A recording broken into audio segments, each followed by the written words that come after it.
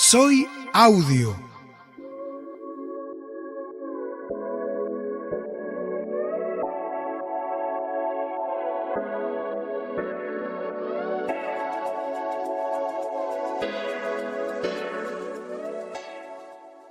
Hola amigos, ¿cómo les va? Los saluda Luis Hernández, dándoles la bienvenida a este nuevo episodio de Soy Audio, nuestro podcast que llega cada semana con temas de orientación, conocimiento, información y con los testimonios, así como las experiencias de los protagonistas de la realidad de las personas ciegas.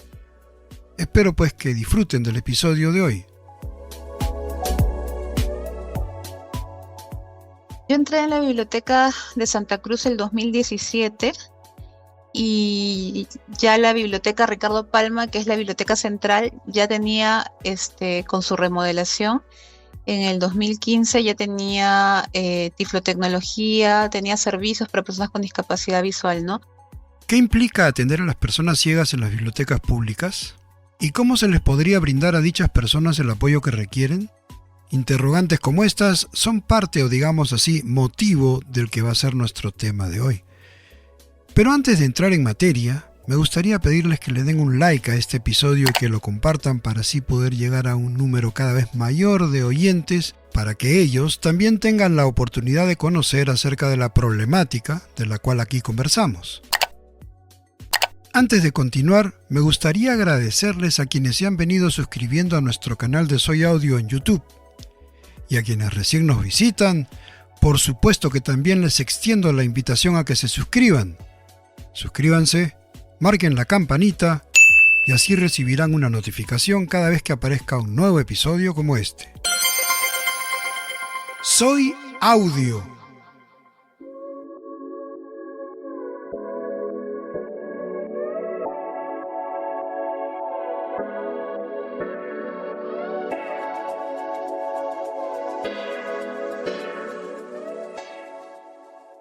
A lo largo de la historia de la humanidad, las personas ciegas hemos recorrido un camino lleno de obstáculos, hoyos, unos más profundos que otros, y hemos enfrentado diversos tipos de barreras, así como circunstancias que no siempre resultan fáciles de narrar si no se han vivido.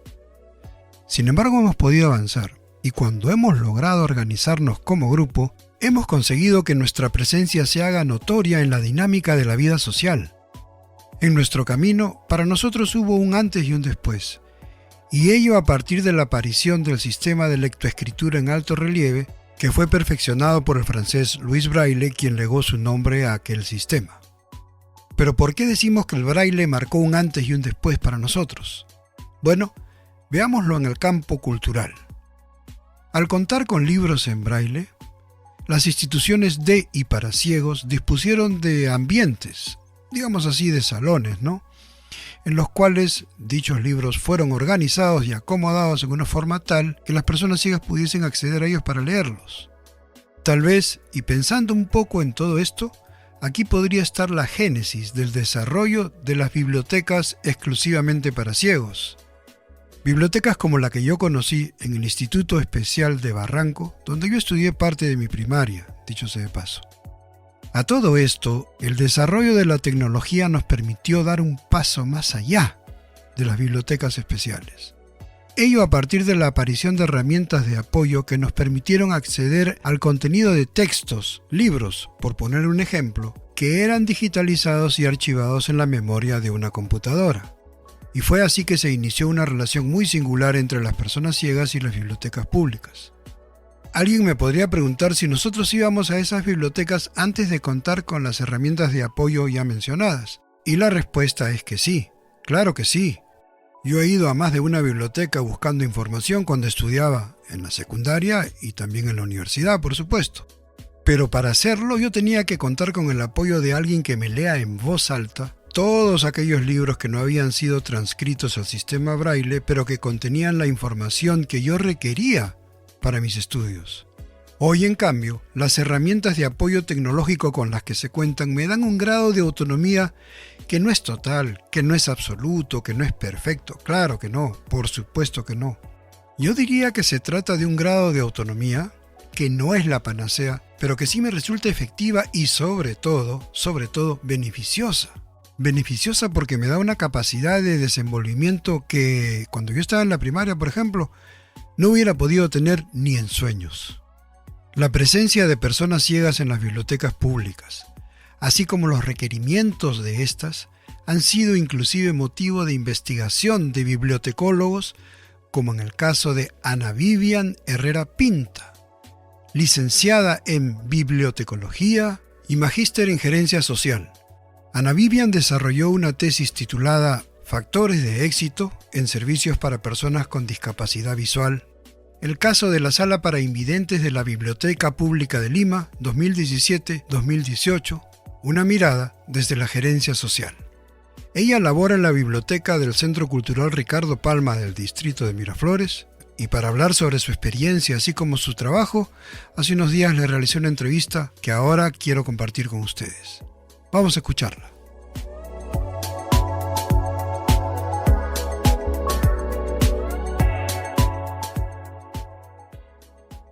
Ana Vivian, bienvenida a nuestro podcast. Hola Luis, muchas gracias por la invitación. Estoy feliz de poder conversar hoy contigo y feliz de contestar cualquier pregunta que tengas sobre la tesis. ¿Cómo así te relacionaste con el tema de las personas ciegas? Cuando estaba en últimos años de la universidad en San Marcos, ya terminando bibliotecología, tenía que elegir un tema de tesis, conocer que existen servicios inclusivos, no solo para personas con discapacidad visual, sino para personas con cualquier tipo de discapacidad. Me llamó mucho la atención y quise adentrarme más e investigar más sobre eso, ¿no? ¿Dónde fue que estuviste cerca al braille? ¿Dónde fue que tomaste tu primer curso? Con el señor Rigoberto en la Sala para Invidentes Delfina Otero Villarán. ¿Y qué impresión tuviste en tu primer contacto con ese sistema de lectoescritura? ¿Te pareció complicado? Sí, me pareció complicado. Lo llevé, lo aprendí y por no practicarlo yo creo que lo he ido olvidando. Entiendo si lo puedo ver, ¿no? Pero el tacto me pareció dificilísimo. ¿Cuándo comienzas a trabajar ya en la biblioteca con personas ciegas? Yo entré en la biblioteca de Santa Cruz el 2017 y ya la biblioteca Ricardo Palma, que es la biblioteca central, ya tenía, con su remodelación, en el 2015 ya tenía tiflotecnología, tenía servicios para personas con discapacidad visual, ¿no?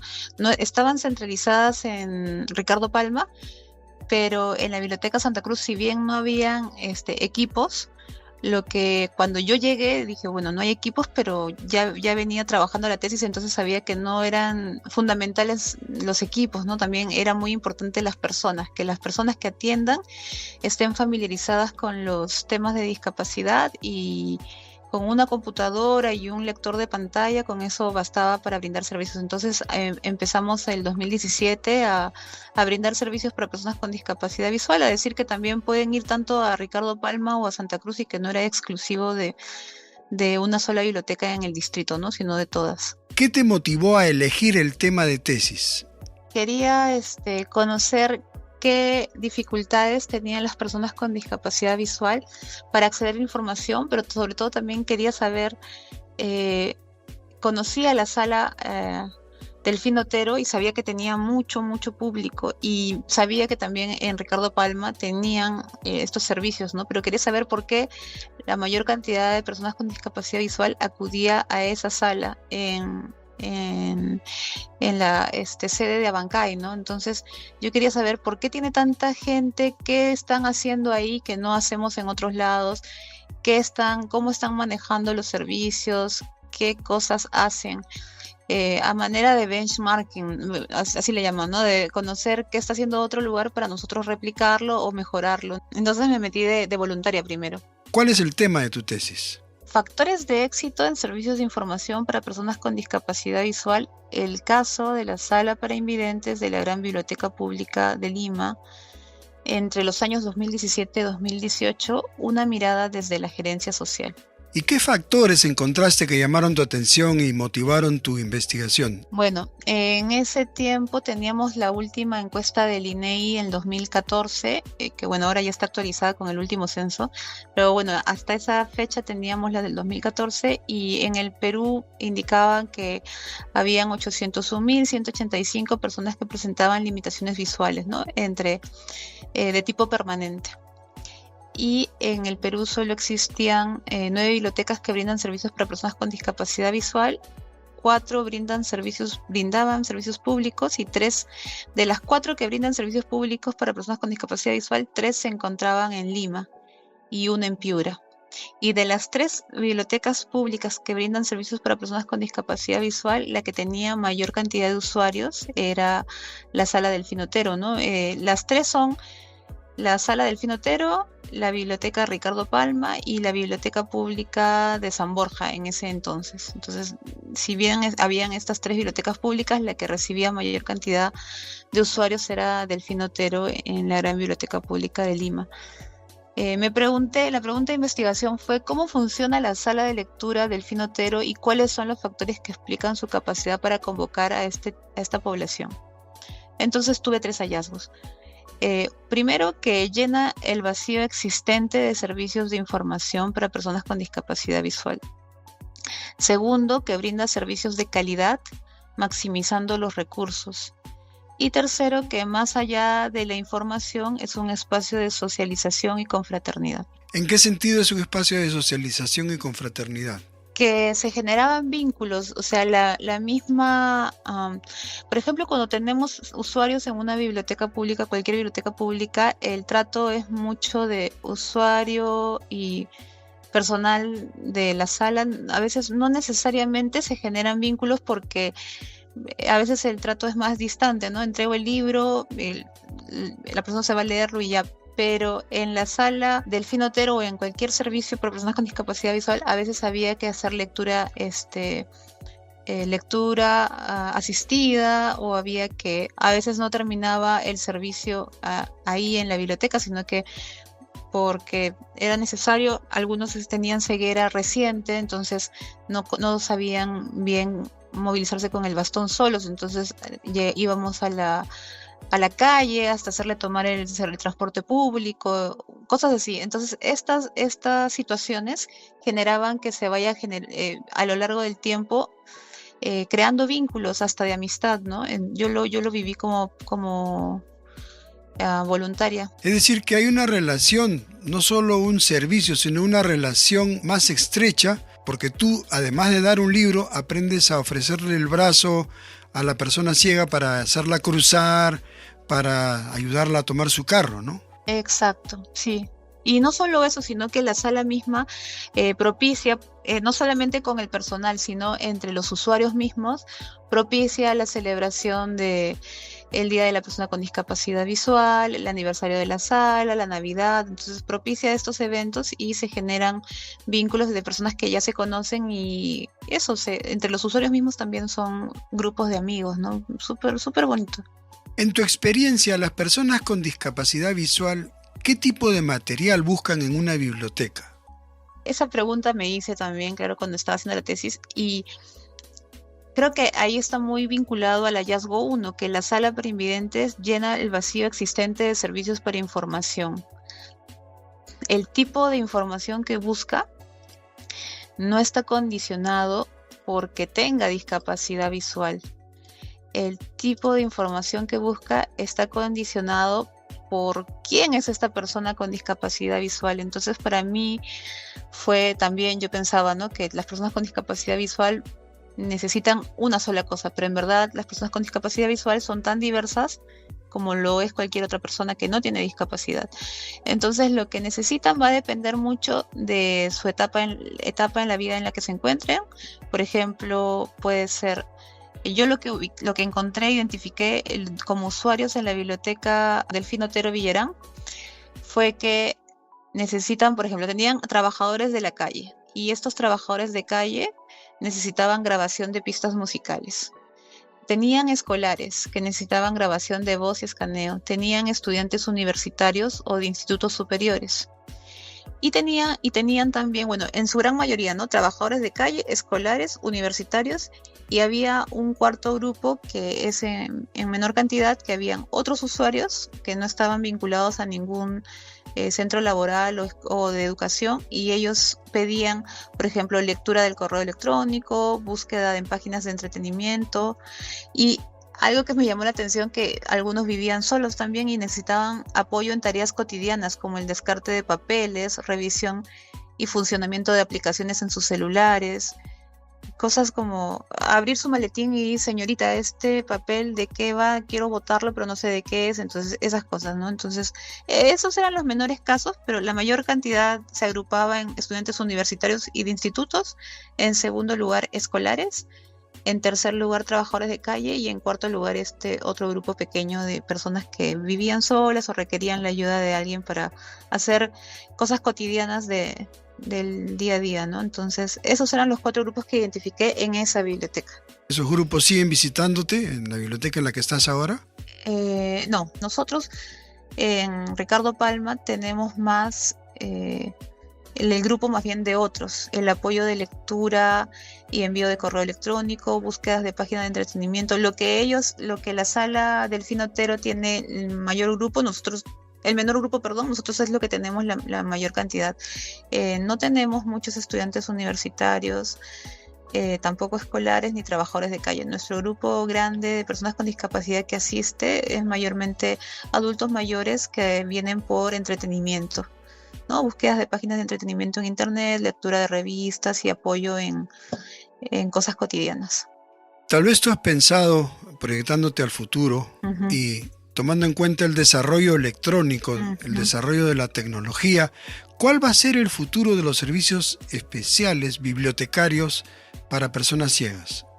Bueno, las tiflotecnologías siguen avanzando y ayudan mucho. Entonces, con el Tratado de Marrakech me entusiasma pensar en que las colecciones para personas con discapacidad visual se puedan intercambiar entre todas las bibliotecas públicas, porque lo más pesado, lo más difícil de asistir a las personas con discapacidad visual es la conversión de textos a audio o la conversión o sea, los convertores de textos a audios, hasta donde yo investigué en el año 2017, daban la información con muchos errores ortográficos, entonces había sí o sí que pasar por una revisión humana donde tenían que hacer correcciones de estilo y eso tardaba mucho.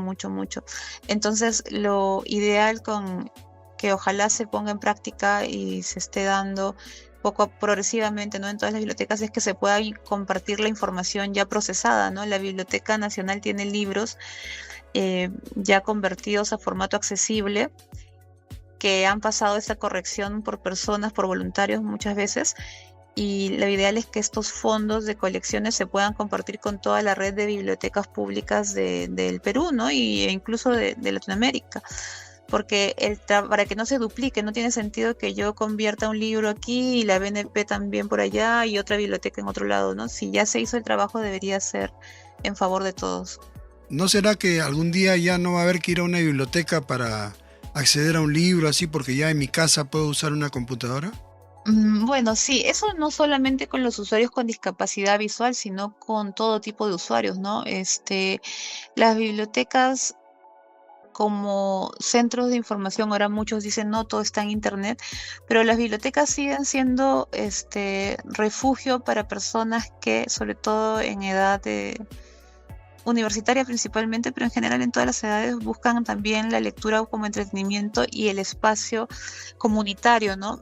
Nosotros tenemos presentaciones de libros, tenemos otras actividades fuera del servicio regular de lectura en sala. Entonces, las bibliotecas públicas a futuro, como ya sucede en otros países como Finlandia, le llaman centros de creación tienen centro de recursos para el aprendizaje. O sea, no solamente es un centro para acceder a libros, sino es un centro que te brinda todos los demás tipos de recursos para que tú puedas aprender. Entonces, no solamente tú vas a aprender de un libro, como de manera clásica se pensaba, sino vas a acceder a conocimiento por parte de otros medios, por ejemplo, impresoras 3D, por ejemplo, una cabina para crear tu propio podcast.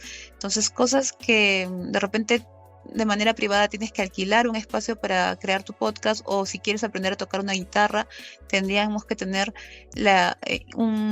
un local con instrumentos musicales puestos al público para que las personas puedan acceder y generar conocimiento a partir de todos estos instrumentos o cosas que no son necesariamente libros, ¿no?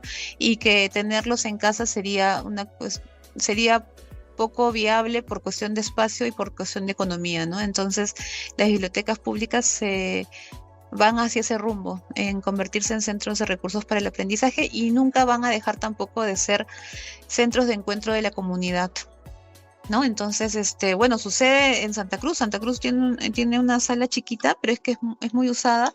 ¿Por qué? Porque cada vez los departamentos, al menos en Lima, son muy chiquitos, ¿no? Entonces, si yo adolescente me pongo a estudiar, preparándome para un examen o lo que sea, para la universidad, en la sala, escucho si mi hermanito está en el cuarto, mi mamá está cocinando. Entonces lo que también se busca es un espacio de calma, así como se busca encuentro comunitario, se buscan los libros y el préstamo a domicilio y todos los demás servicios, buscan un espacio tranquilo para poder estudiar, y muchas personas vienen por eso a las bibliotecas y van a seguir viniendo, ¿no? Ana Vivian, quiero agradecerte mucho por tu tiempo y por lo que nos has compartido a partir de tu experiencia. Gracias nuevamente, y tus palabras de despedida, Ana Vivian. Un gusto, Luis, poder conversar contigo sobre este tema que me gusta tanto. Hay mucho que conversar también a futuro, y feliz de poder estar otro día contigo.